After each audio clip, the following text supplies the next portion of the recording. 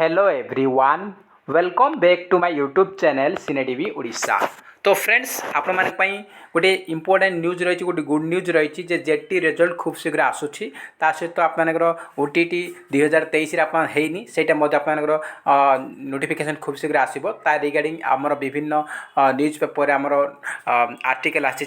Discussion करवा। तो आप समस्ते जानी आप जेटी रिजल्ट आपर 17 आसबार था सहित आप लास्ट वीक सुधा आप डॉक्यूमेंट वेरिफिकेशन होकर जानुरी जॉइनिंग थिला किंतु एटा बहुत डिले हो जाइए आप कहीं आपर या बहुत जेटीएस बहुत गुड़ा केस थिला से आप डिले थिला या आपर जेटीएस केस डिस्पोज होला पर राय शुणागला आपर तार किसी जिते गुड़ा आमर जो केस होता है फिर भी आपर किसी इम्पैक्ट पड़लानी फाइनाली आपर किसी भी इम्पैक्ट आप पड़नी आमर फाइनाली रिजल्ट खूब शीघ्र आसो बोली समाज न्यूज पेपर देती आप देखूँ ये हूँ समाज न्यूज पेपर खूब शीघ्र जेटीएस फल प्रकाश पाइब। तो देखो आप समस्ते जानते 20,000 स्कीमेटिक मोड आप रिटन एग्जाम सरी सहित आप 17 सरला सहित आप 21 आमर रेस्पन्स कि आसी से बहुत गुड़ाए रंग थिला क्वेश्चन आंसर ताकू पिला माने चैलेंज कर रिवाइज आंसर की आसीनी ता सहित आप खूब शीघ्र आसीज रिवाइज आंसर की आ रिजल्ट आसीज तापर आप खूब शीघ्र से डॉक्यूमेंट वेरिफिकेशन करके आप जानुरी शेष सुधा आप जॉइनिंग हो। तो ये आमर देखूँ ये आप देखिपुंट जे 21 प्रार्थी निमंते उत्तर प्रकाश पाता माने रेस्पन्स कि आसी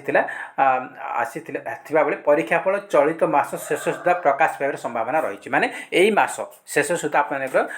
रिजल्ट आसबार संभावना रही। आउ ये कहुई आप फल प्रकाश पाइबापी ओसेवा पक्षर समस्त प्रक्रिया शेष होता जना पड़ी माने सबू प्रक्रिया आमर जो रिजल्ट से सबकि कंप्लीट कर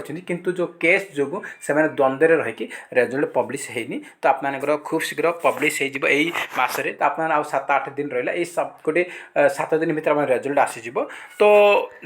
कन्फर्म आम तो कहींपारे कौ डेट्रे आसो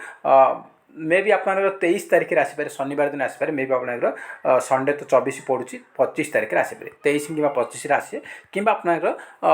7 दिन भर निहत आप आसबार चान्स अच्छी। आज तो 21 तारीख होगा 6-7 दिन ओनली 7 डेज भर आप निहत आसो तापर आप डॉक्यूमेंट वेरिफिकेशन होकर जानुरी आप नियुक्ति हम। तो देखो आप समस्त जानते आप गत काली 20 तारीख में 4166 RH रेगुलर हाईस्कल टीचर को ओरिएंटेशन प्रोग्राम होता कलिंगा स्टाडियम आमर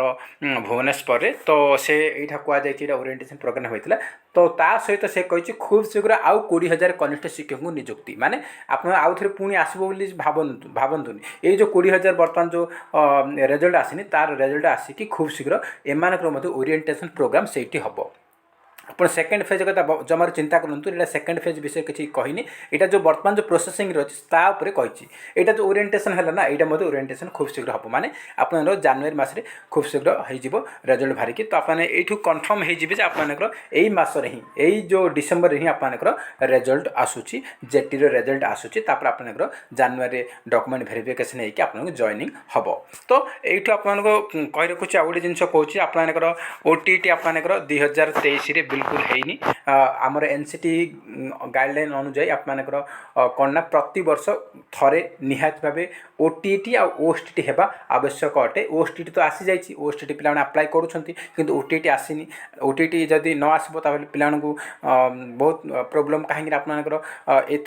एथर आप देखुं केते पिला बाद पड़े परीक्षा अपेक्षा 97,000 आशांकी सॉरी परीक्षा अपेक्षा 97,000 आशायी अच्छा। तो ये आपंकर बहुत पिला यही जो आमर जेटी फास्ट फेज बहुत पिला बाद पड़ती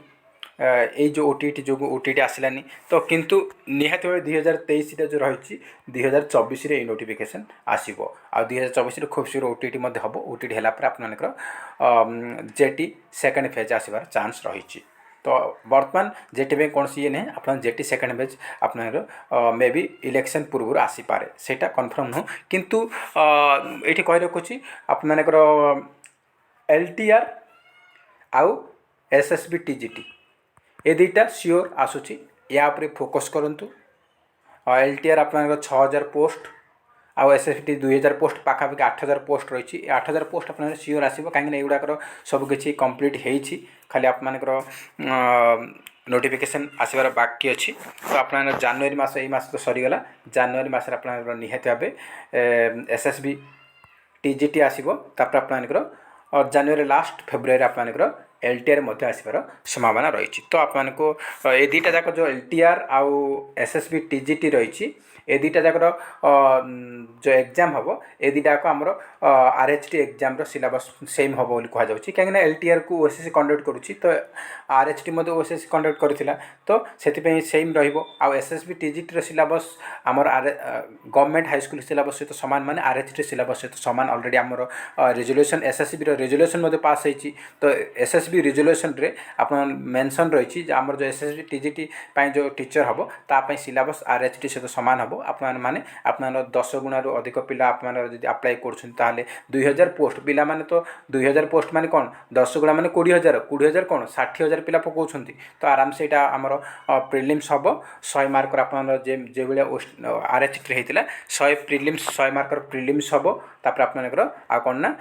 150 मार्कर मेन एग्जाम हम तो आप आरएचटी सिलेबस को लेकिन आप प्रिपरेशन आरंभ करूँ मु क्लास ऑलरेडी स्टार्ट कर सारी एलटीआर एंड एसएसबी टीजीटी आप प्रिपरेशन करेंगे तो फ्रेंड्स ये किसी इंपोर्टेंट अपडेट जहाँकि आप शेयर कली तो फ्रेंड्स जय हिंद जय जगन्नाथ।